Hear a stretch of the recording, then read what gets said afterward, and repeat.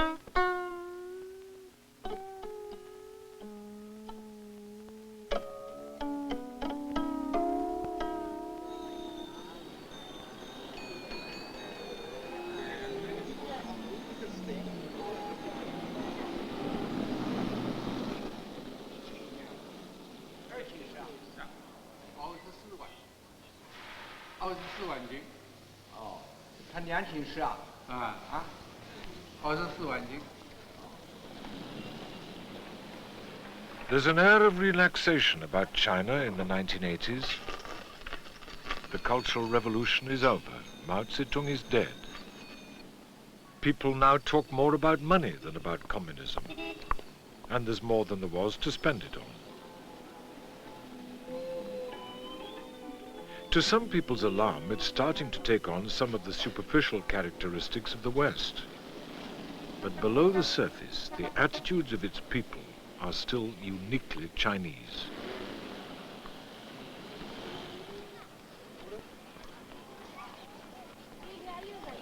Four out of 5 of all Chinese live and work on the land.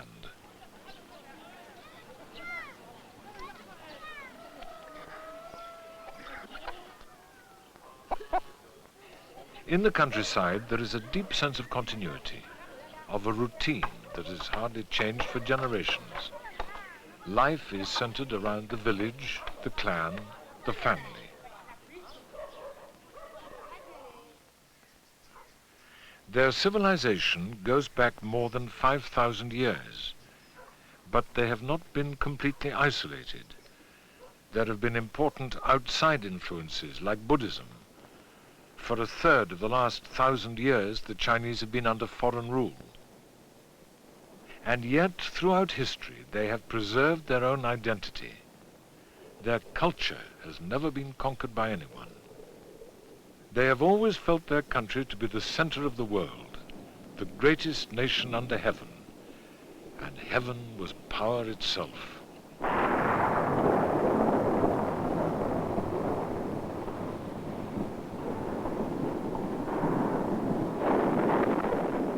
Thunder in heaven is the noise of the dragon. He is the bringer of rain.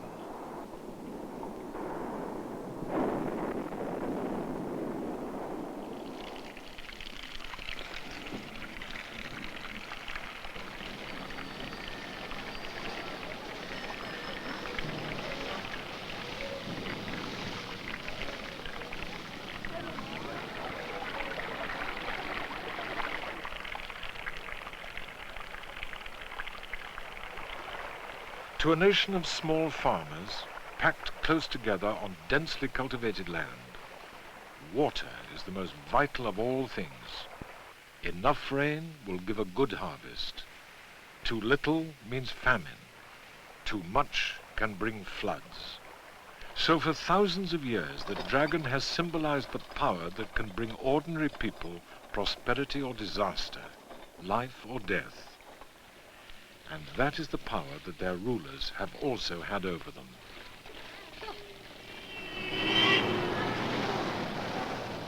China has always been ruled from a single center. It is the oldest centralized state in the world. The Square of Heavenly Peace in Peking, at the heart of the old imperial city, is still the center of gravity of the nation, the place to which all the visitors come.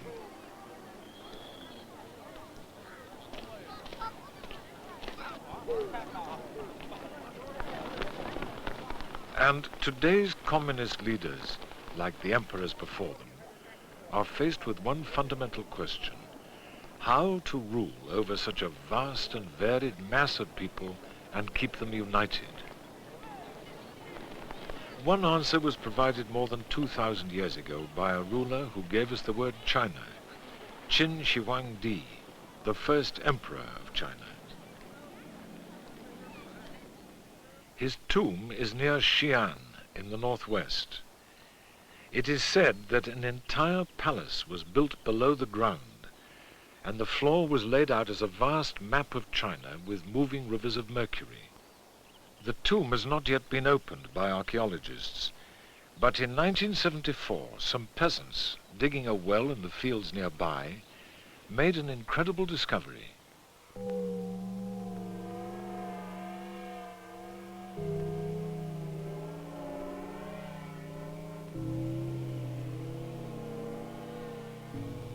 They found life-size clay figures in the earth, hundreds of them, all in military uniform.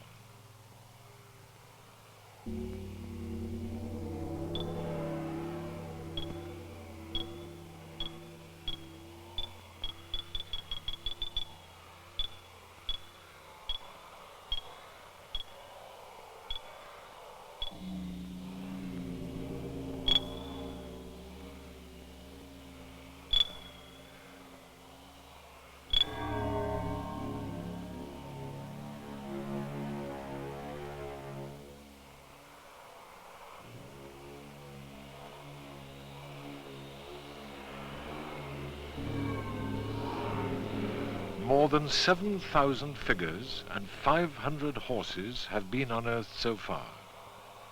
A whole army, drawn up in battle formation, guarding the emperor's tomb a mile away. The faces, the armor, the headgear, all in exact detail, and frozen in time for 22 centuries.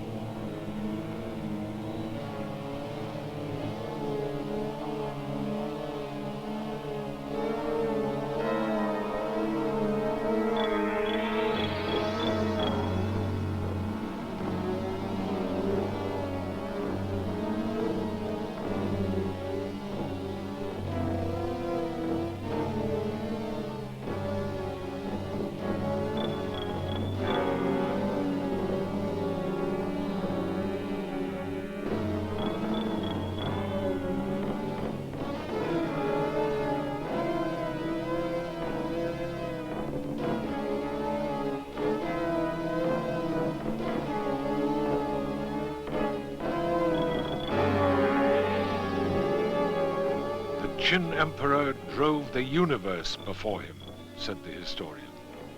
He scourged the world with his rod, and his might shook the four seas.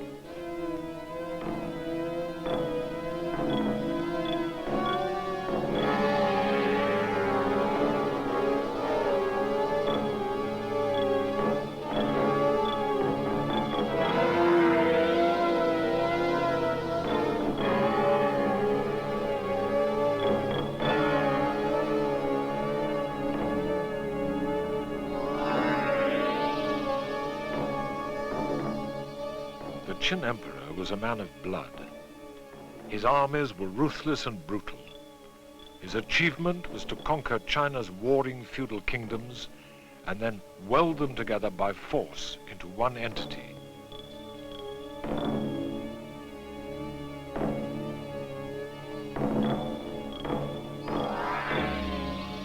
As he united the various states, he fenced them in.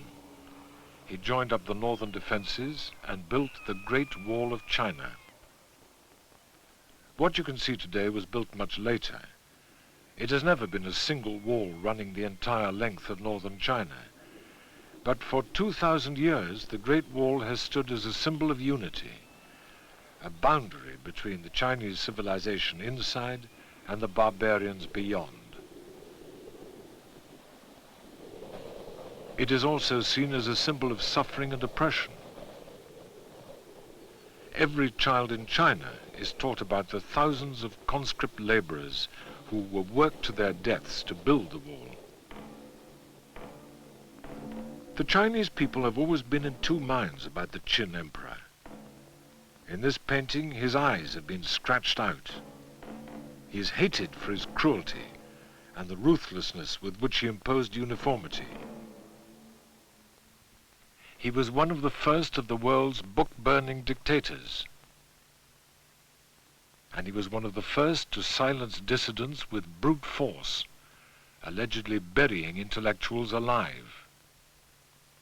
But at the same time, the Chinese admire leaders with vision and strength.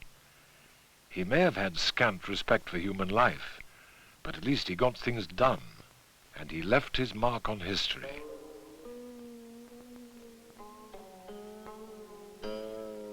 The Qin emperor said his dynasty would last for 10,000 generations. In fact, it lasted 14 years.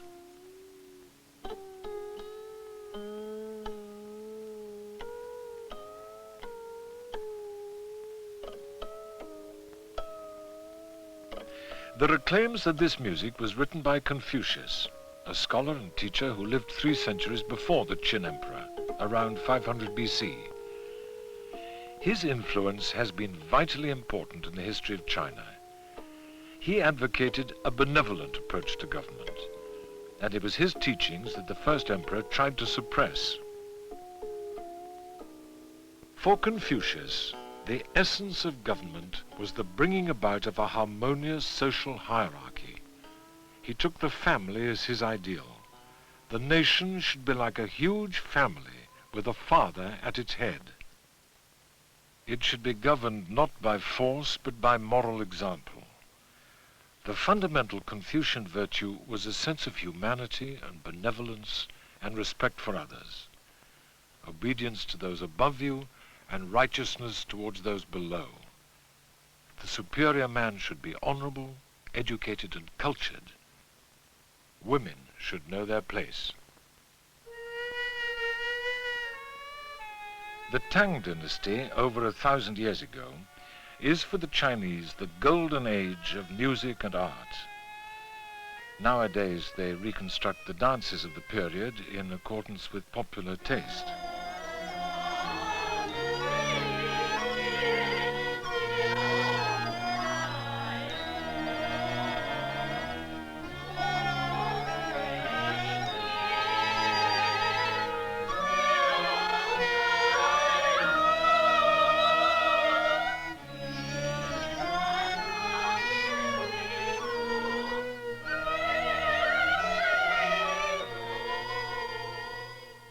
Wall paintings in the tombs of the Tang emperors and their families have an atmosphere startlingly different from that of the first emperor's tomb.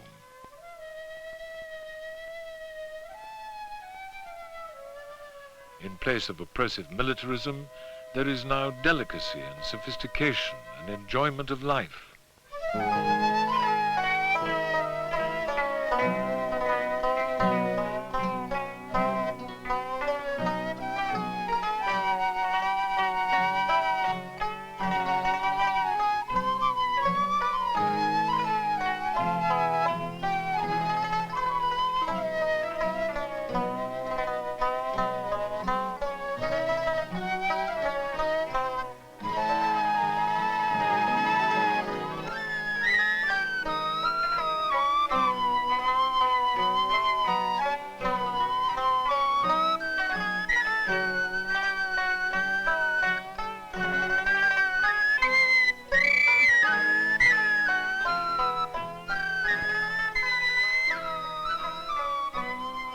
Around the same date as King Alfred was burning his cakes in a mud hut, Chinese society had elegance. It was wealthy, cosmopolitan. Some of the greatest of all Chinese poets, painters, and musicians lived at this time.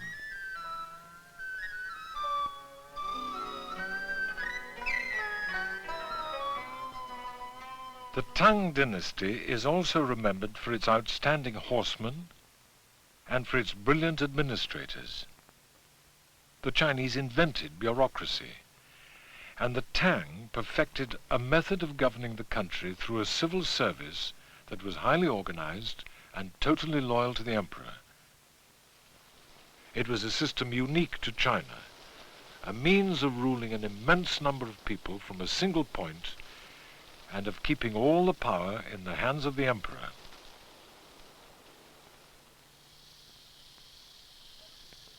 There's a saying in China, "The mountain is high and the emperor is far away." For ordinary people, the emperor was utterly remote. They paid his taxes, fought in his armies, were sometimes punished by his magistrates. And yet they saw him as far more than a mere human lawgiver. They believed that heaven had given the emperor a mandate to govern the world. His power came from heaven itself. Nobody ever questioned the need for it, just as nobody ever questioned the need for the sun.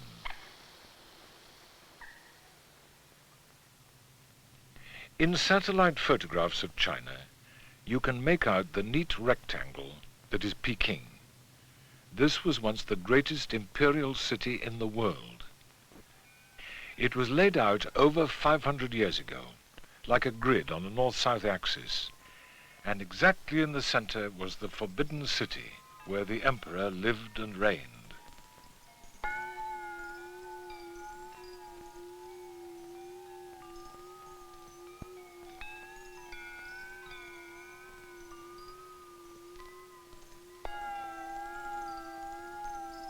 The Forbidden City was where the four seasons merge, and earth and sky meet, and where all the forces of nature are in harmony.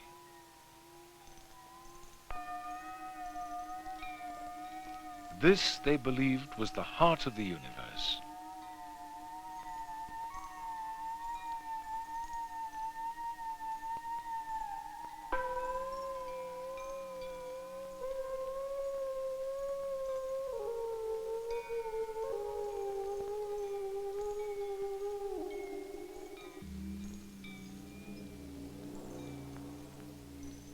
The concept and the scale of the Forbidden City are breathtaking. Inside the walls are dozens of courtyards, hundreds of buildings, gardens, temples, rivers. 250 acres laid out with geometric precision and symbolic proportion.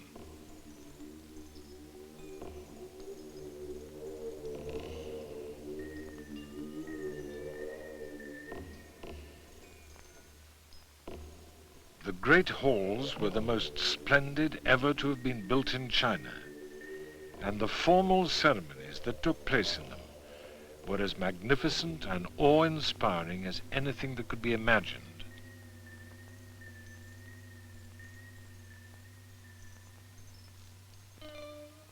Behind the ceremonial palaces, another wall enclosed the actual living quarters of the imperial family. The emperor's wife and concubines were virtual prisoners behind this gate. Apart from the eunuch servants and ministers summoned by the emperor, any man found inside was put to death.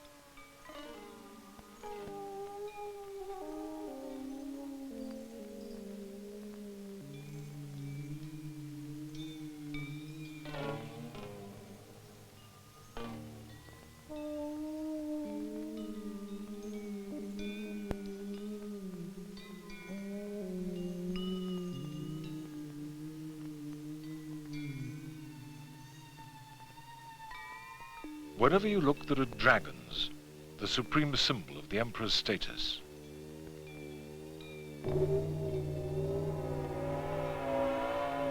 Only the emperor could pass up the middle of the center stairways, carried above the dragons in a sedan chair. Only the emperor could have walls painted purple-red, a color associated with the pole star. And only the emperor could have golden yellow roof tiles, the color of the sun.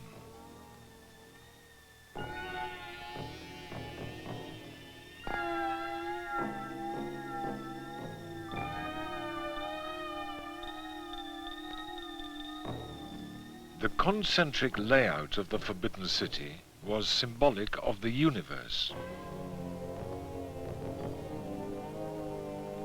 At the heart of it is the grandest building of all, where the emperors presided over the most solemn ceremonies, the Hall of Supreme Harmony.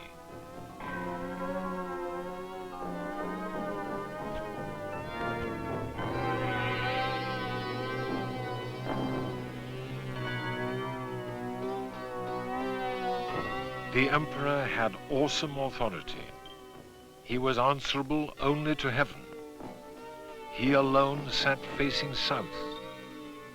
His personal name was so sacred that no one was even allowed to utter its sound. Just to look him in the face was to risk punishment by death.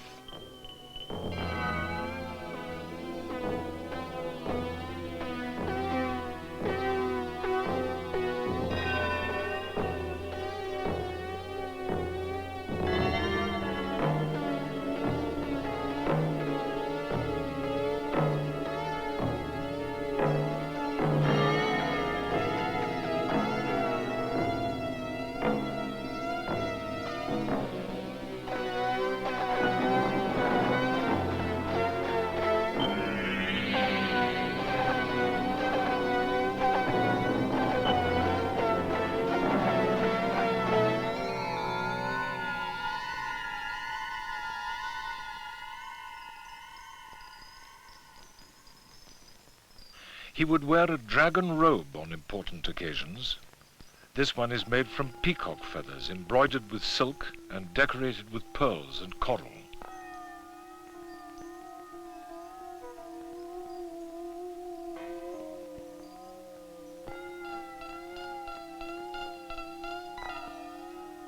The clouds around the dragons are a reminder of his celestial authority.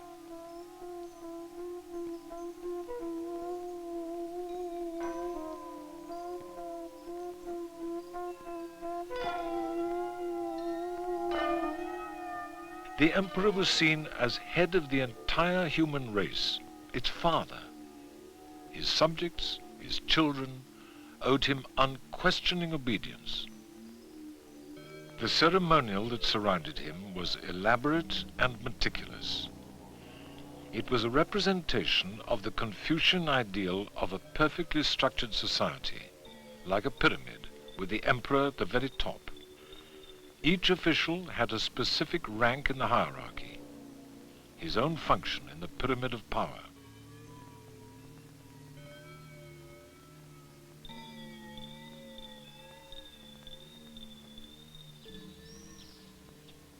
Among the hundreds of buildings of the inner palace, there's a group called the 6 Western Halls.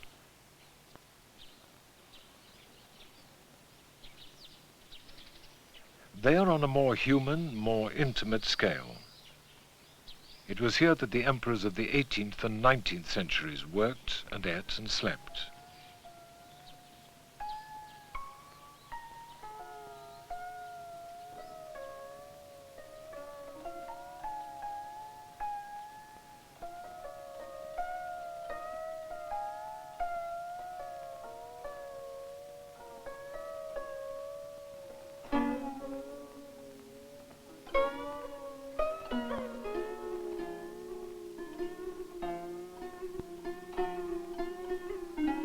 It was a strange, exotic world, a world of eunuchs and serving women, of beautiful concubines and exquisite works of art.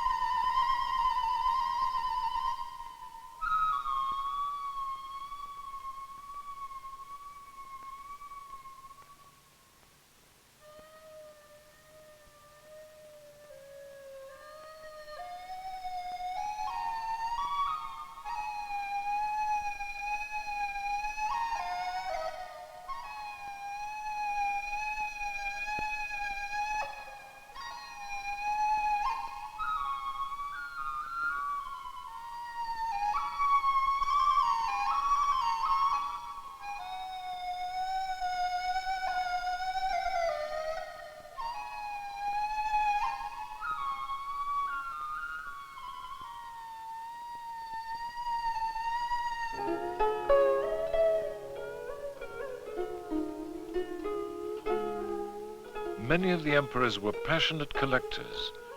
The finest craftsmen all over the world were commissioned to make their priceless toys, and they surrounded themselves with gold.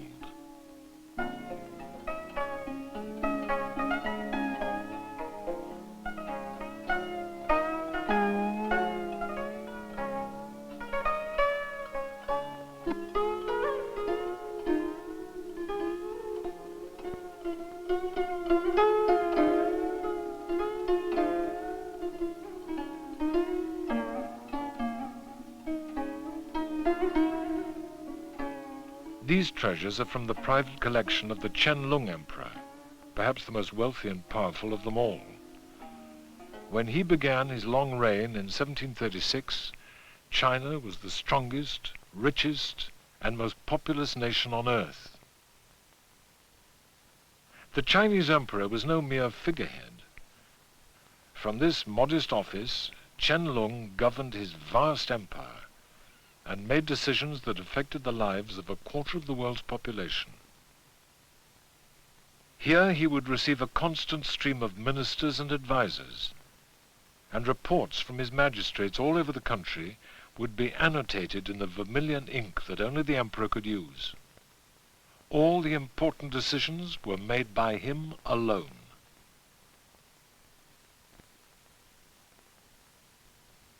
Above his throne were the words, balanced, upright, benevolent, harmonious.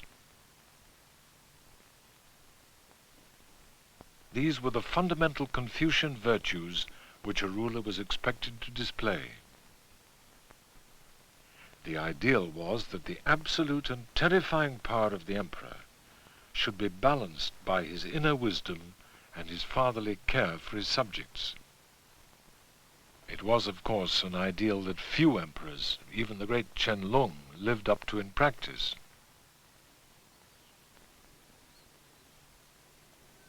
And yet, throughout history, the ideal was there. It survived tyrants and idiots, bloodshed and chaos, foreign invasions and rebellions. It even survived the end of imperial rule in China, this longing for a godlike ruler, all-powerful and all-wise.